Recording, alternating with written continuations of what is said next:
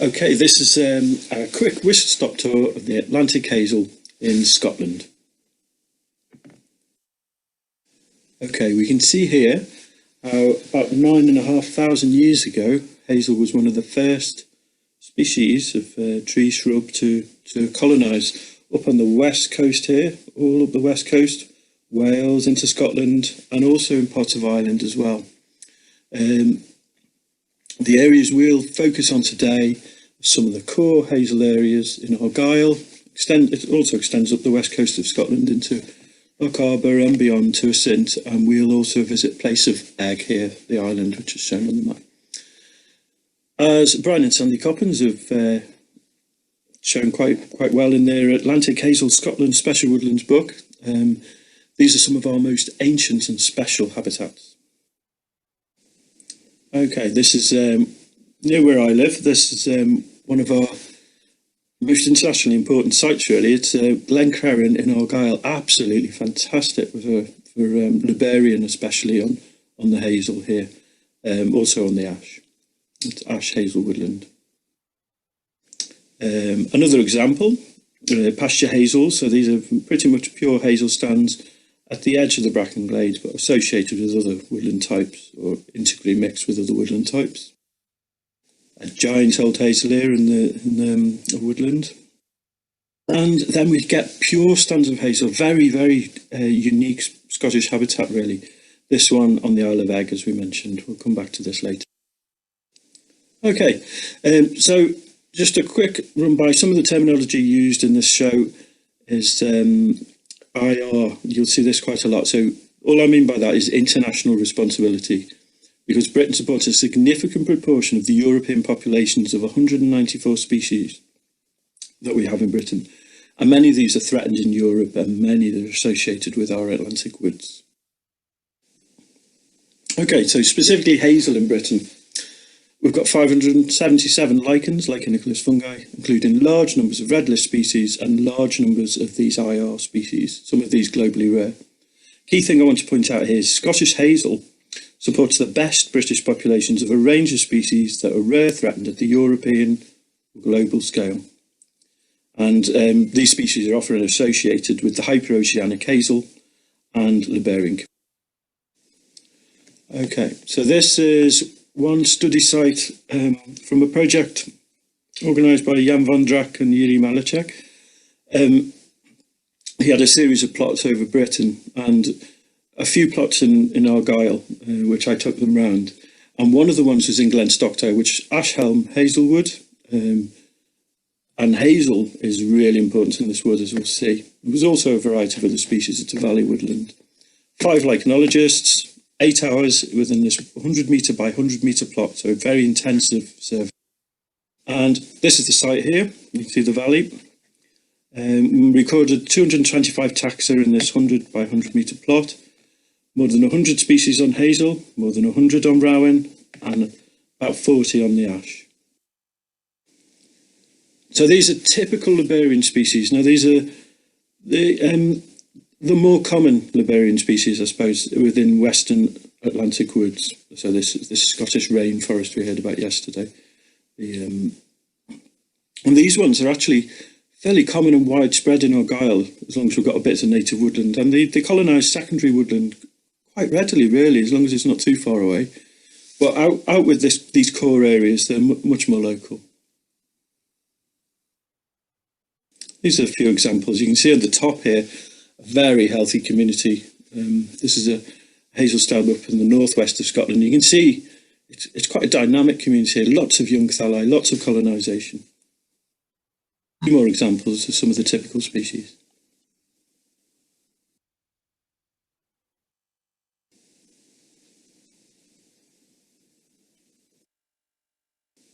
Okay, in particularly high quality Liberian habitats, we have a series of species which are quite widespread still, at least in the Argyll area.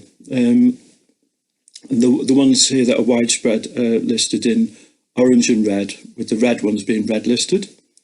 The ones in blue are actually much more local, even in Argyll. So these are pretty much confined to a really excellent quality habitat, where the other species are literally just dripping off the trees. They're just really lush habitats.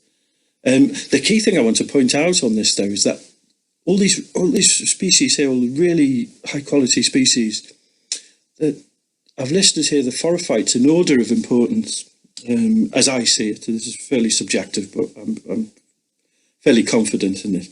And you'll see that Hazel is pretty much the most important phorophyte for virtually all of these red list species. And a few examples of some of the species we've just seen.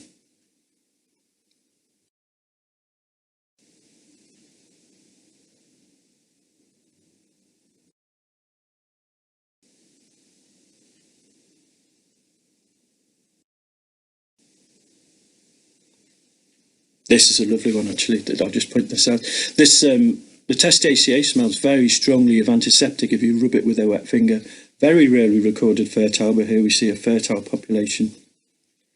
And these produce these lovely crusty socks all the way up the tree when it's incredibly well developed. Often, in many cases, it's just small patches on trees, but here it's just a stunning population.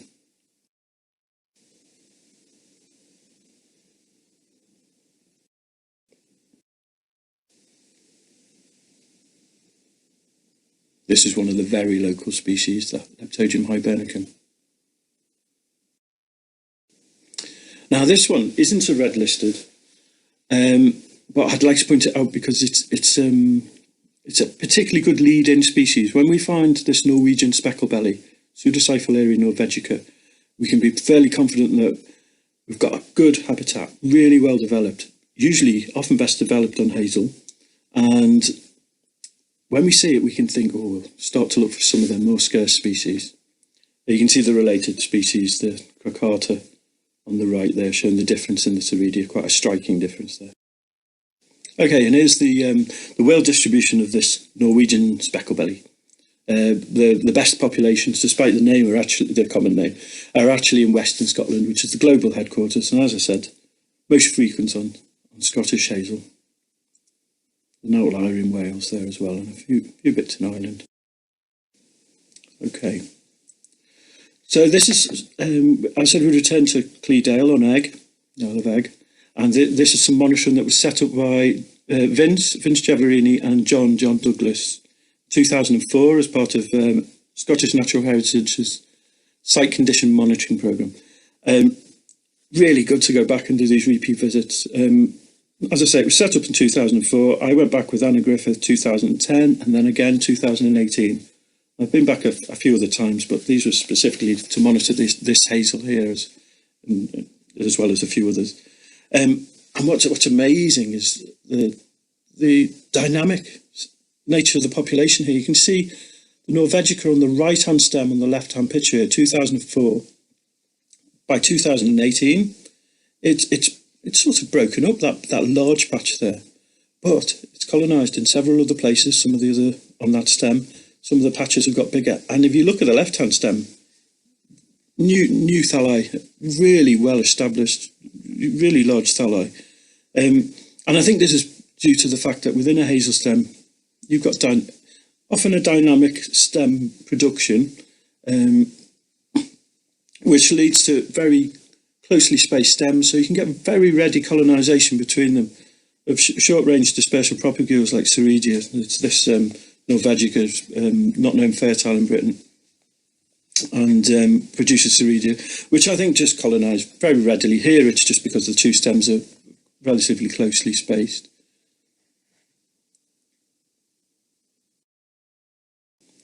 Okay, just a couple of species that I find in the Argyll and the Loch Arbor region. The Dictynema on the left is fairly widespread in Argyll in high quality habitats. See it quite a lot, but we've never pinned down exactly what it is. Scytonema is the photobiont. And this thing on the right here, this Lichenicolous fungus on cyanescens, Leptogium cyanescens, first found it in Egg in 2018. Currently it's with Brian Coppins, and then just about a month ago found some more in Glenmans, but it's only known from these two locations. Interesting to know what that is. Okay, I mentioned Glencrown earlier on, the gladed woodland. This is a ravine that passes through the Glencrown Triple SI. And I mean, just look at this hazel. This hazel, you look at it and you think, oh, it doesn't look anything spectacular to see. But at the edge of this ravine here, you can't quite see the ravine, just on the right-hand side of the hazel. And but the list of red data book species that occurs on this one hazel is just phenomenal, really, and good populations as well. So you can see the Sampayana in the background, this shingle lichen, lovely coloured thing, and the Pyrenula hibernica, not quite so lovely, but very rare species. Pretty much seems to be a ravine specialist in Scotland, but occurs in other hazel type stands elsewhere. Okay, we've been on to the Liberian. Now we'll move to this Graphidian community, the hyperoceanic Graphidian, which is a real specialist community of these Atlantic hazel. Also, as you see here, on rowan and ash. And these are the typical species you'd find with a well-developed hyperoceanic Graphidian. Okay, so a couple of closer ones. This one on the left here, you'll see Pyrenula occidentalis, the really striking orange pox lichen, and you see this from quite a long way away. The white on that stem is all this barnacle lichen, Petractoides, until recently Thalatrema petractoides. Okay, as well as those typical Graphidian species, you have Graphidian specialists. So there's 15 specialists on hazel in these hyperoceanic woods, and 7 are almost exclusively associated with the Atlantic hazel. So there they are listed, most of them red listed. And this Hypercheiropsis rhododendron, the hazelglugs fungus, fascinating fungus, often seems to be the best populations in hazelwoods with lots of dead stems trapped in the canopy. Especially with, associated with lots of glue fungus, feed on the glue fungus. Okay, an example of one of these coastal hazelwoods, this Struy hazelwood on egg. This is on the ferry when we were going over to do the monitoring at Cleedale. You can see the typical coastal habitat, pure hazel stands. Okay, and one of the species we'll see in these sorts of woods. You also get this in hazel stands within other woodland types, sort of rocky, especially in rocky areas. And there's the wild distribution, so very restricted. And it might be a bit misleading here. The inset picture is actually of the Arthrothelium macunii, not the Arthenia cohabitans, which is the parasite on it that's actually an endemic. Okay, so, and this is when we get to the actual site, Cleedale. You'll see the yellow arrow here is a landslide. It's a very distinctive feature of these woods. You get landslides and recolonisation by the hazel, which then forms almost pure stands, sometimes with a bit of rowan in there. And you'll see the red arrow indicates one of the dike from the Crofton community. Okay, you see a close-up on the right there of one of these landslips, really common through the wood, as I say. And on the left, a relatively recently colonised stand of the hazel. You can hardly get through here. You have to crawl on your hands and knees, really. Not yet good for lichens, but perfect future habitat. Okay, as I say, lots of landslides. You also get rockfall. This is actually really common to see these giant rocks trapped in the hazels. And then the red arrow there showing these parallel Crofton dikes. Okay, but when you get into the more mature stands, this is a mature stand and with the smooth bark, lots of smooth bark habitat, and absolutely fantastically well-developed hyperoceanic Graphidian. And here you've also got a related Liberian species, Calima subnigrescens. One of the real specialists with really good populations at Cleedale, elsewhere up the west coast as well on hazel, but quite rarely on ash, is this Fissurina alboscripta, until recently Graphis, white script lichen, very rare species, a really good one to keep an eye out for, these sorts of woods. Because there's the sort of world distribution, endemic to West Scotland, almost exclusively on hazel, and you can see there the inset picture of the distribution in Western Scotland.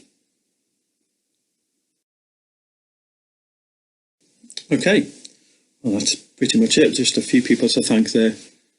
The obvious people are Brian and Sandy, who wrote this book, Atlantic Hazel, Scotland, Special Woodlands, Anna, who accompanied me on a lot of the field work, and several people who provided data and photographs.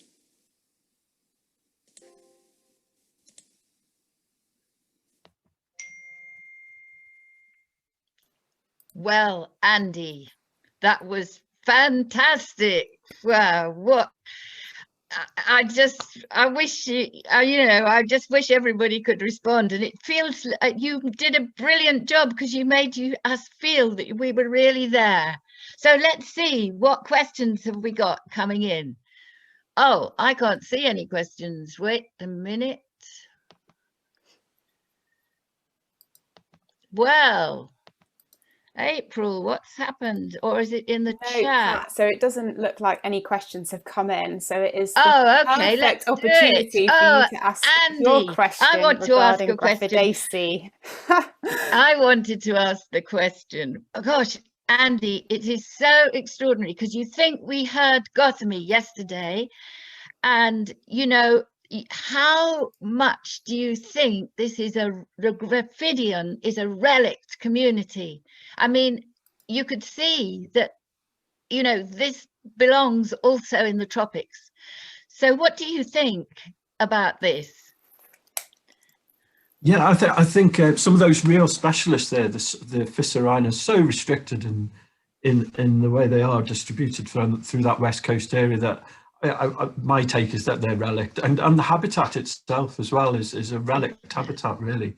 I mean, if you look at the topography in the areas where it exists, you can just see how it would have been much more extensive. You can see where it's missing, so they're relict habitat, relict communities too. And one more question, and how much, and now I'm forgetting because you showed us a very good slide how it was also on various other species. How much, when you think that usually it's an oak hazelwood too, how much can it move into the oak woods as well? Well, you get the hyperoceanic Graphidian, some of the less specialist species on hazels within the oak wood. It depends which oak wood you're talking about, I suppose, because you get the even-aged oak woods where hazels are a relatively recent thing that's in there, unless it's along with it's maybe the edges of a ravine where I think it can often be a relict hazelwood or hazel stands rather. And Andy, before they all stop us, because now I've got questions coming in from other people. Paul Whelan asks, how do these compare with the Burren in Ireland? Unfortunately, I've not been to the Burren, which no. I'd love to go. I've been to a few places in Ireland, but I've not been to the Burren. I'd love to go there. I know this is one of the examples of where the perennial hibernica is on the hazels there, but it's not a ravine specialist there. It's a completely different habitat. So that's really fascinating in itself. Yeah, it is. And also somebody's asking, that some of these specialists were in America, Western America as well. How did this happen, dispersal? So was it humans who aided distribution? I don't think so. But have we got to stop? No, April, have I got to hand over to you? Nope, you still got 5 minutes. We've still got 5 minutes. Yeah. Very good. Yeah. So we can ask this, you're showing, Andy, that species were still colonizing in those hazelwoods, but when you look at, dispersal, how do you think that this can happen? On your young hazels, you pointed out that they weren't yet able to support your very special Graphidian, but how do you think that these can colonize? Yeah, that's a really interesting one, I think, because in suboptimal habitat, what tends to come in is things like Lecidella and Lecanora chlorotera, and so there's obviously a window there. a window of opportunity when these more specialist species can get in. And when they're surrounded by specialist habitat already, I think that's what tends to come in, unless there's an area where the habitat is suboptimal, maybe because of pollution. And then you do see other things coming in. And you see this with other communities as well. So in the Parmelian, the Levigate, hyperoceanic, acidic bog community, if the conditions are suboptimal, you often get less specialist species like Hypogymnia physoides coming in and Parmelia saxatilis at the expense of, say, the Hypotrichinas. And one of the things that interested me is like this crustose community. Do you think it gets replaced by the Liberian, or is it to do with the age of the substrate, or is it just to do with environmental conditions? Yeah, it's very dynamic. I mean, there's a whole turnover going on there. You have the specialist crustose community gets invaded by things like Frulania, the liverworts come in, you see them creeping over the crusts. And then the extra moisture retention that gives, it enables you Liberian to colonise. Yes, exactly. And then eventually the bryophyte mats can build up, they can peel off, and there can be a whole cycle of recolonisation and colonisation. Yeah. No, that was really exciting. And but I think that we should pass on. And April, I'm